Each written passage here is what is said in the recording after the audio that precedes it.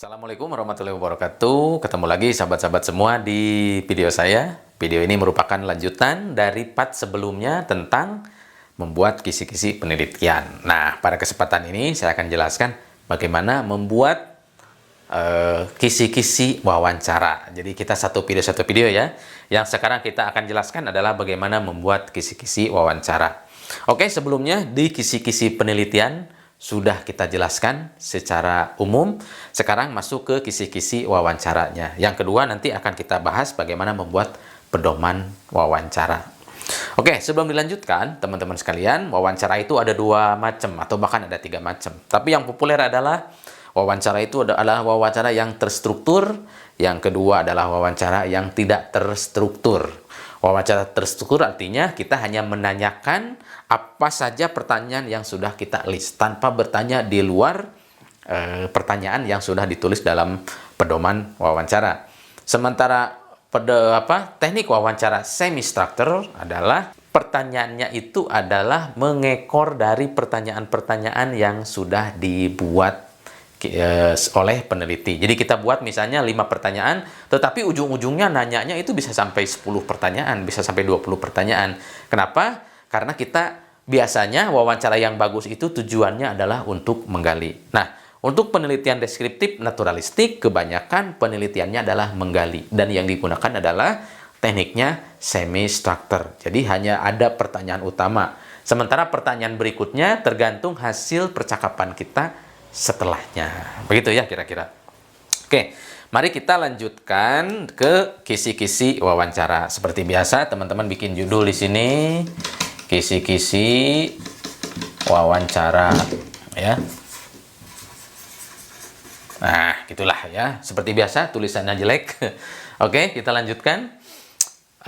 Biasanya teman-teman ya pada umumnya pakai tabel. Oke, kita pakai tabel sama di sini ada nomor. Kemudian ya, kita buat dulu. Ini tujuan penelitian. Oke. Sama di sini juga teman-teman, data atau info yang dibutuhkan. Ya, yang dibutuhkan. Kemudian di sini sumber data atau sumber informasi. Ya, boleh. Atau informan, boleh ya, itu relatif lah ya. Saya tidak perdebatkan hal itu. Oke. Kemudian setelah itu di paling kanan di sini ada namanya pertanyaan utama.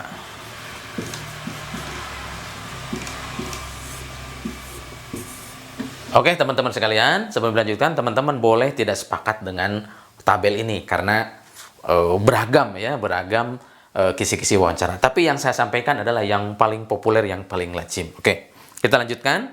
Nomor 1, teman-teman. Tujuan penelitian tinggal Anda copy saja dari bab 1. Sama dengan video sebelumnya, misalnya adalah peran orang tua dalam pembelajaran daring. Ya, misalnya gitu. Oke, data atau info. Seperti biasa, sebelumnya sudah kita jelaskan, misalnya upaya orang tua. Gimana sih orang tua berusaha untuk mendampingi anak ketika belajar daring atau membantu belajar daring? Nah, tapi ini dirinci ya, upaya orang tua bla bla bla bla, agak rinci di bagian sini. Oke, sumber datanya siapa? Sumber data tentu yang dipakai adalah pasti kemungkinan orang tua. Oke. Ada pertanyaan, apakah mungkin Pak satu info, satu tujuan itu narasumbernya lebih dari satu? Sangat mungkin. Misalnya di sini guru, misalnya di sini tetangga, bisa saja. Ya, dalam konteks tertentu, untuk satu tujuan penelitian itu narasumbernya itu tidak mesti satu. Bisa jadi 2, bisa jadi 3, bisa jadi 4. Contoh misalnya, kalau kita ingin tahu siapa karyawan di sebuah perusahaan yang sering telat datang. Nggak mungkin kita tanya ke GM. GM nggak tahu. Ya, GM malah mungkin agak siang datangnya ya. Siapa yang tahu? Satpam. Maka Satpam bisa jadi narasumber juga di sini.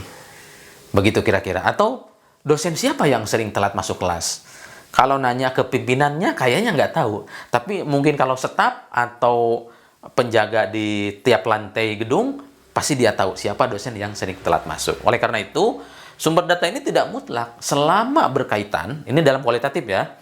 Selama berkaitan, maka kita bebas di sini mencantumkan sumbernya. Karena sumber penelitian data kualitatif, terutama untuk wawancara, teman-teman, itu sifatnya bisa saja tentatif. Tidak mesti saklek. Kalau udah ini, orangnya udah aja. Nah, adapun berapa orang jumlahnya, nah ini lain lagi persoalannya. Kita jelaskan secara terpisah.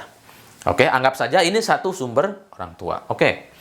Untuk menanyakan upaya, kira-kira berapa pertanyaan yang diperlukan?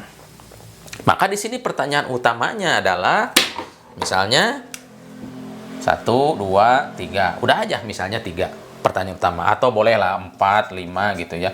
Nah, di sini pertanyaan utama. Kenapa ada pertanyaan utama? Karena dalam wawancara semi struktur yang sudah kita jelaskan sebelumnya, bahwa baik jawaban iya ataupun tidak itu tetap akan ditanya.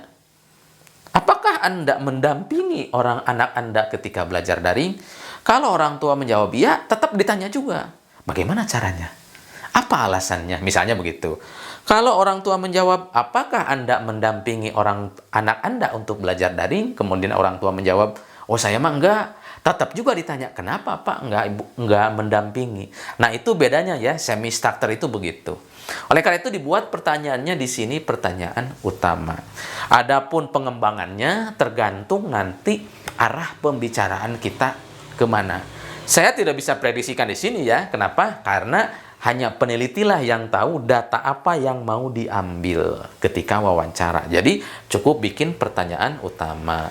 Oke. Kemudian ini kalau ada nomor 2, lanjutkan saja. Misalnya kendala orang tua. Sama juga di sini. Infonya apa? Kendalanya apa? Misalnya gitu ya. Sumber datanya siapa?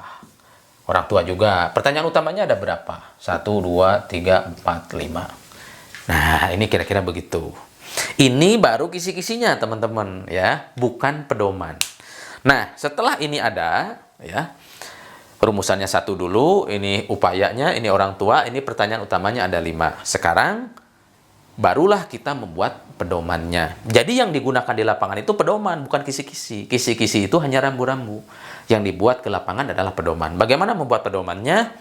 Kita akan praktekkan sekarang, langsung membuat pedoman wawancara.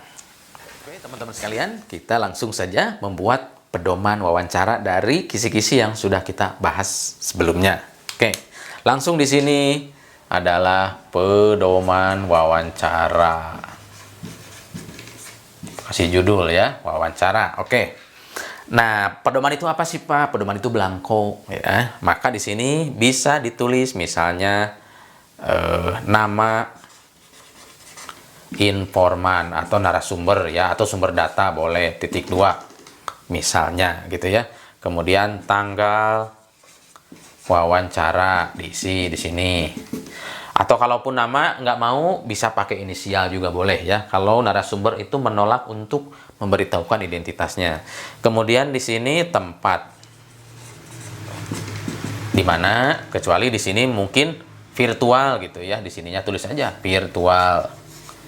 Via Zoom misalnya. Gitu. Ini bagian atasnya. Kemudian bagian bawahnya, nah maka di sini langsung aja. Karena ini sudah pedoman, ya, maka di sini langsung pertanyaan. Itu ya. 1 yang tadi sebelumnya sudah kita bahas, apa upaya yang Anda lakukan, dan seterusnya tanda tanya. Kemudian di sini dikasih titik-titik agak banyak. Ya, kayak jawaban esai. Begitu. Di sini untuk jawabannya. Ya, jadi dikosongkan. Nanti tinggal ditulis ulang. Tapi sekarang sih cukup rekaman aja sebetulnya. Tapi belangkonya bisa dibuat seperti ini. Oke, dari mana ini nomor 1? Dari yang tadi sebelumnya. Yang di sini 1, 2, 3, 4, 5. Jadi pertanyaan utama itu tinggal di copy ke sini. Begitu ya. Kalaupun nanti ada jawabannya yang di luar yang kita prediksi, nanti dimasukkan. Karena pada dasarnya ini dapat di revisi, tidak saklek begitu. Jadi di sini pertanyaan ini jumlahnya berapa? Ya tergantung tadi. Pertanyaan utama tadi berapa? Kalau kita 15, pindahin ke sini 15. Sampai beberapa halaman mungkin sampai pertanyaannya selesai. Begitu teman-teman sekalian. Namun, nah ini di bagian akhir, ini kan pedoman tertulisnya. Adapun nanti di lapangan, saran saya teman-teman kalau bisa, wawancara itu jangan terlalu formal. Berhadapan-hadapan, kayak interview dengan pejabat.